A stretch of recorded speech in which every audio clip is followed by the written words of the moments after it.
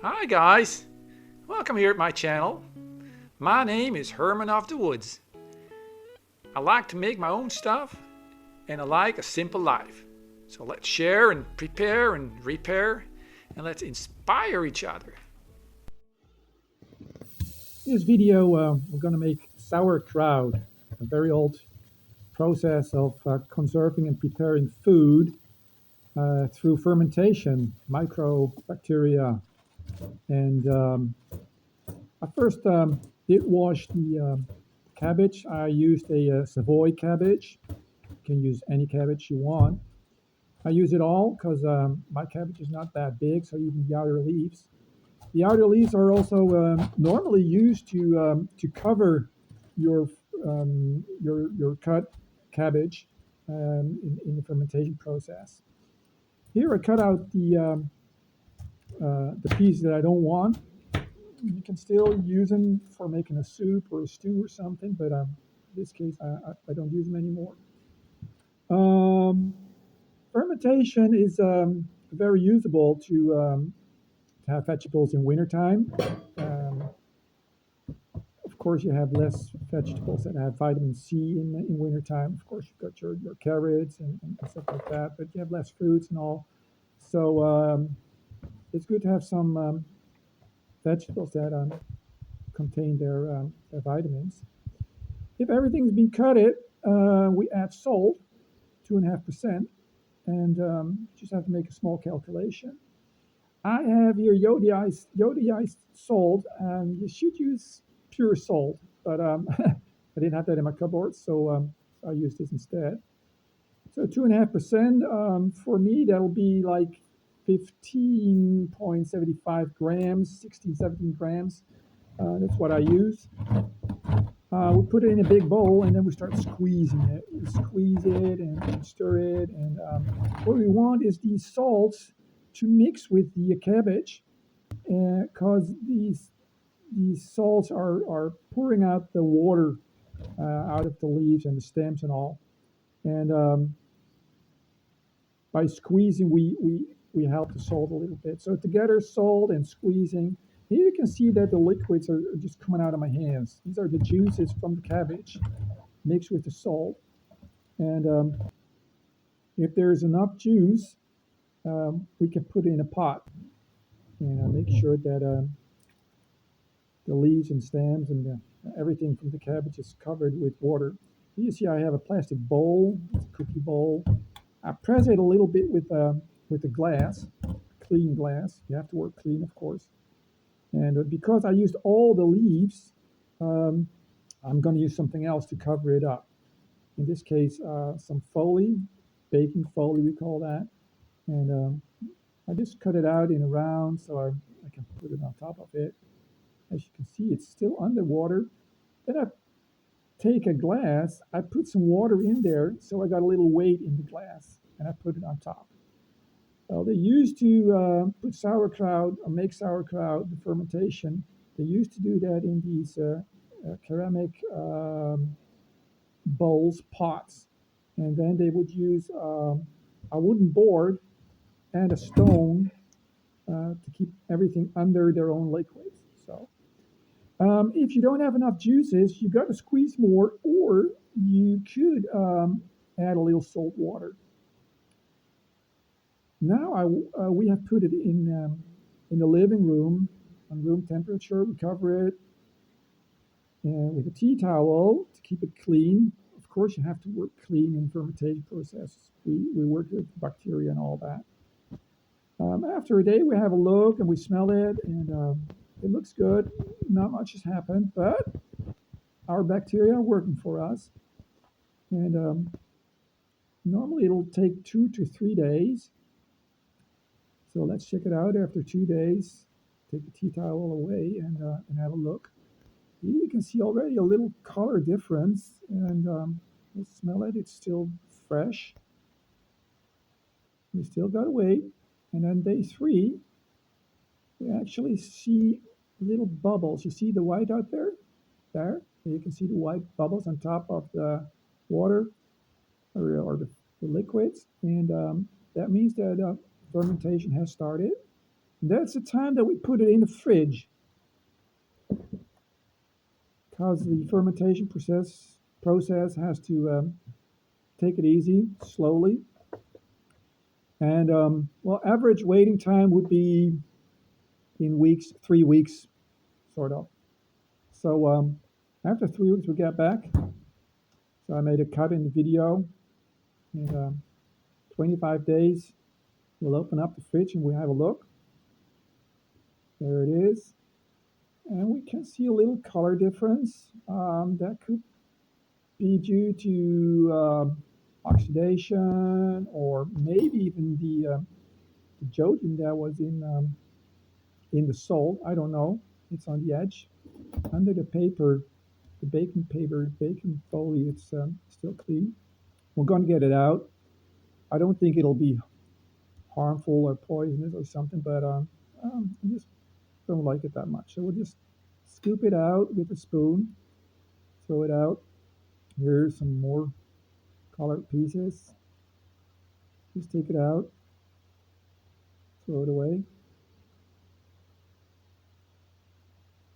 So, and we smell it and we taste it. It smells fresh. You can smell that is sour odor, acid, and that's good. So we'll just take something out and I'll have a bite and we'll taste it.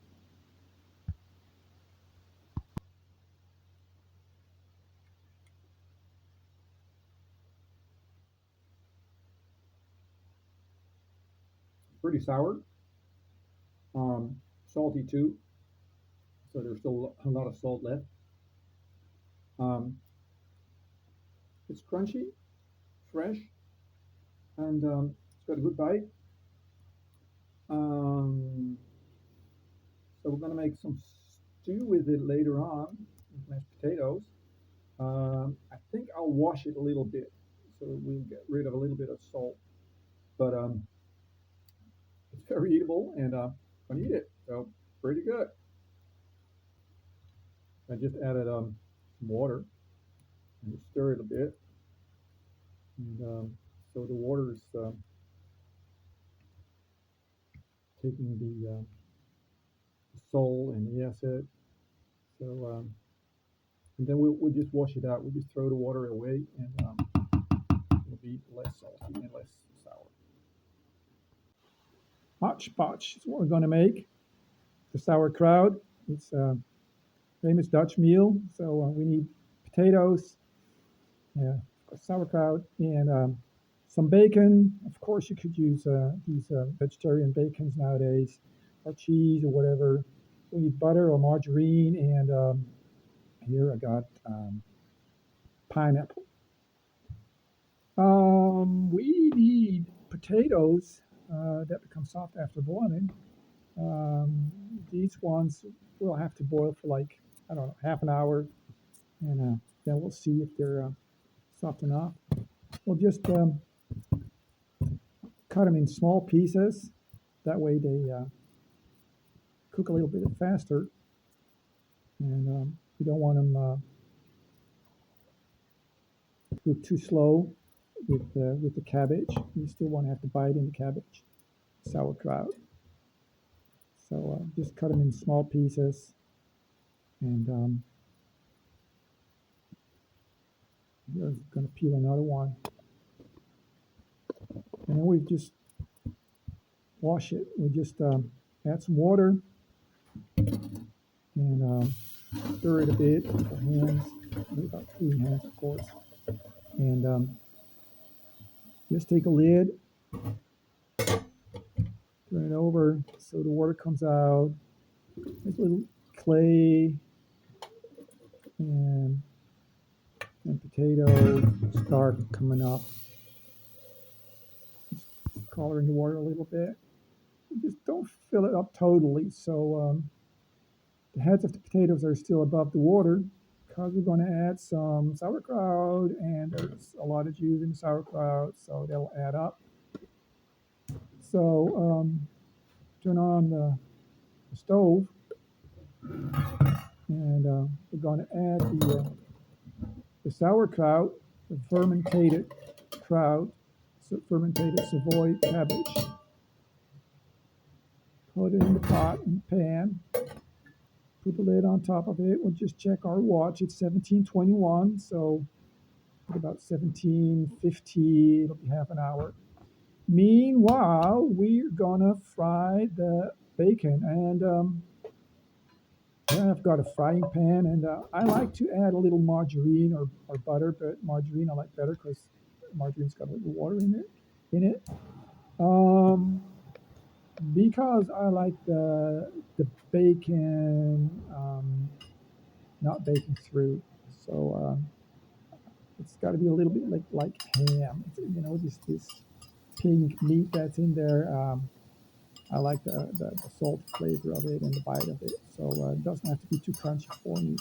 So I don't want the butter or margarine to become too hot because then I'll sort of fry the bacon. That's not what I want. So we just have to keep an eye on it. We don't want it too long, and we don't want it to go too fast. So if the margarine has melted, I'll just turn the flames down, and now we wait. Meantime, we're just going to check out on our hotchpotch, our sauerkraut hotchpotch, mashed potatoes. Okay, I made a cut in this video. I'm just going to show you how the bacon has turned out. I just with a spoon and just pick out a little piece, and here you can have a look at it. You see that it's still pink, so it's not very crushy. There's a little bit of crunchiness on the edges, but that's fine. And so we'll just turn off the gas and we'll just leave it, and later on we'll add it to a hotchpotch. Okay, hotchpotch is boiling too, so we can lower the flames, and now we have to wait half an hour. So I make a cut in the video. Here we are, 36 minutes later. I was kind of busy, so I've forgotten the time a bit. But here I tested the potatoes are done, and they're nice and soft. So we can pour off the water and the sauerkraut juices. Just putting a lid on top. And taking a towel, a tea towel, or just a regular towel to protect ourselves against the heat. Here we have this famous Dutch masher. We call it stamppot, and we're going to mash it all. Potatoes and sauerkrauts all mashed into this hotchpotch. And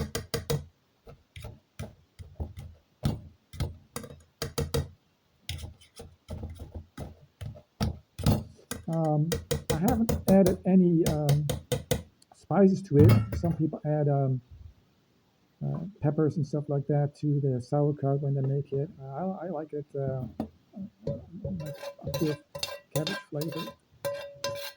Okay, we're going to add the bacon and the grease fats that comes with it. Some people even add some butter, maybe even a little milk or cream or something, but I think it's fat enough. So here we got the pineapple. I don't want to add the juice, because then it's gonna become too sweet. So just the chunks. And as you can see, I haven't heated them up, or I didn't boil them or whatever. I just want them to be fresh, and then I'll stir it all, and then they take over the heat that's in the potatoes and in cabbage and bacon. So that's hot enough. So then you still have this fresh bite if you eat it. Okay, well, it should be ready by now. So we'll just take a plate, put it on top, put it on the plate. Excuse me. And I'm going to try it out. Let's see what I have to say. Oh yeah, almost forgotten. I'm gonna add a little pepper. I like my food spicy. So mustard would be good too, but I added just a little pepper. Some people do that when they make their sauerkrauts already, but I just do it now. Okay, we're ready to have a taste. Let's see. Just take a bite. Smells good.